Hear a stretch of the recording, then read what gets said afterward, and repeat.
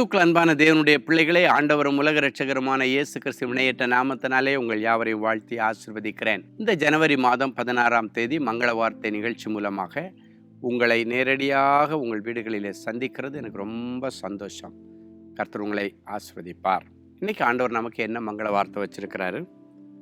ரூத்தின் புஸ்தகம் 2ஆம் அதிகாரம் 12வது வசனம் இப்படியாய் சொல்லுகிறது: இஸ்ரவேலின் தேவனாகிய கர்த்தருடைய செட்டைகளின் கீழ் அடைக்கலமாய் வந்த உனக்கு அவராலே நிறைவான பலன் கிடைப்பதாக. ஒண்ணுமே நல்லது நடக்கல பிரதர், எல்லாத்துலேயும் ஒரு குறைவு, எல்லாத்துலேயும் ஒரு கஷ்டம், எல்லாத்துலேயும் ஒரு வேதனை, எல்லாத்துலேயும் இழப்பு, ஒன்றுமே நடக்க மாட்டேங்குது, நானும் எவ்வளோ போராடி பார்க்குறேன்னு சொல்லி கண்ணீரோடு உட்காந்துருக்கிற தேவனுடைய பிள்ளைகளை, நிறைவான பலன் கிடைக்கணும்னா உன்னுடைய தாளந்தையும் திறமையும் நம்பி நீ ஓடின நாட்களுக்கு முடிவை கொண்டு வந்து இஸ்ரவேலின் தேவனாகிய கர்த்தருடைய சமூகத்தில் வந்து அடைக்கலமாக விழுந்துருங்க. ஆண்டவரே, என் தாளந்து, என் திறமை, படித்தது எல்லாத்தையும் நான் பண்ணி பார்த்துட்டேன், ஒன்றும் நடக்கலை, நஷ்டமும் இழப்பும் கஷ்டமும் கடனும் வந்தது தான் மிச்சம், அவமானம் வந்தது தான் மிச்சம், நீங்கள் எப்படியாவது என்னை கை தூக்கி விடுங்கன்னு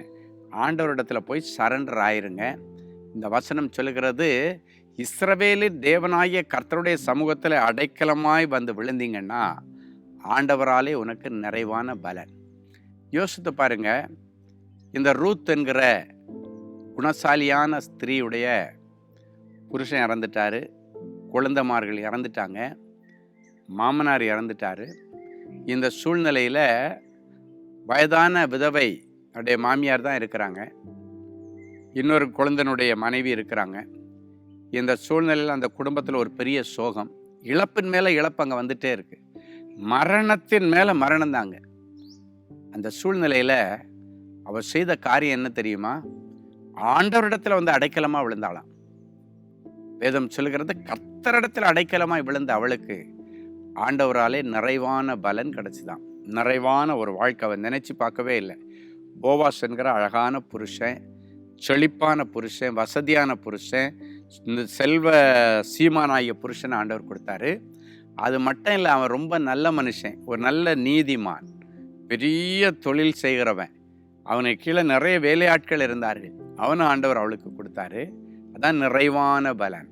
அது மட்டும் இல்லை, அவ்வளோதான், தன்னுடைய சந்ததியை அழிஞ்சு போச்சு, அவ்வளோ, இதுக்கு மேலே சந்ததி விருத்தி இல்லைன்னு சொன்ன நேரத்தில் அவளுக்குன்னு ஒரு நல்ல ஆசீர்வாதமான பிள்ளை ஓபேத்தை கொடுத்து, அந்த சந்ததியில் தான் இயேசு கிறிஸ்து பிறக்க வேண்டிய ஒரு நல்ல வாய்ப்பும் கிடைத்தது.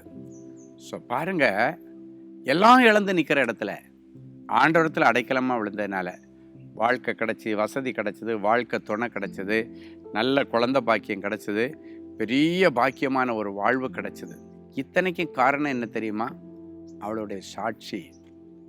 அவள் புருஷன் இறந்ததுக்கு பிறகு எந்த வாலிப பையங்களுக்கு பின்னால் போகாமல், வசதி படைத்தவங்களுக்கு பின்னால் போகாமல், அவள் தன்னுடைய உத்தமத்தை காத்து கொண்டபடியினாலே என்று வேதம் சொல்கிறது.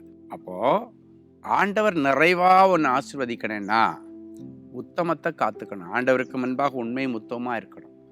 ஆண்டவருக்கு பிடிச்ச மாதிரி நீ வாழ்ந்தியன்னா உன்னை உயர்த்தி அழகு பார்க்க வேண்டியது அவருடைய கடமை, அவர் உயர்த்துவார். குறைவுகள் எல்லாம் இனி கிறிஸ்து இயேசுக்குள்ள நிறைவாகும்.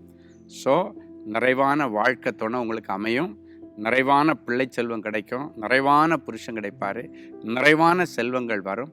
இது அத்தனைக்கும் நீ செலுத்த வேண்டிய ஒரே ஒரு கிரயம், நீ உத்தமமாக ஆண்டவரை பின்பற்றி வந்தீங்கன்னா போதும். ஜெபிக்கலாமா? அன்பான ஆண்டவரே, உமக்கு நன்றி. எல்லாவற்றையும் இழந்த ரூத்திற்கு மறுவாழ்வு கொடுத்து வாழ்க்கையில் அடுக்கடுக்கான அற்புதங்களையும் நிறைவான பலனையும் கொடுத்த ஆண்டவர், இந்த நிகழ்ச்சியை பார்த்து கொண்டு எல்லாவற்றையும் இழந்துட்டேன், இதுக்கு மேலே வாழ்ந்த அர்த்தம் இல்லை, வாழ வழியே இல்லை, இதுக்கு மேலே முன்னேறவே முடியாது, என்னை யாரை நம்பி எதையும் செய்ய மாட்டாங்க என்று அழுது கொண்டிருக்கிற என் பிள்ளைகளை இன்றைக்கு உத்தமர்களாக, உத்தமிகளாக மாற்றும்படி உடைய கல்வாரி இரத்தத்தினால் இவர்களை கழுகும். அவர்களும் இனி அந்த உத்தமத்தை கடைபிடிக்க கர்த்தர் உதவி செய்யும், உத்தமத்திலே நிலைத்து நிற்க உதவி செய்யும். ஆண்டவரே, உத்தமியாய் இருந்த ரூத்திற்கு ஆண்டவர் அடுக்கடுக்கான அற்புதங்களை செய்து இந்த நிகழ்ச்சியை பார்த்து கொண்டு உம்முடைய பாதப்படியில் விழுந்து ஜபிக்கிற பிள்ளைகளுக்கும் இனி அடுக்கடுக்கான ஆசீர்வாதங்களும், அடுக்கடுக்கான அற்புதங்களும், அடுக்கடுக்கான நன்மையான காரியங்களும் நடக்கட்டும். இயேசுவின் மூலம்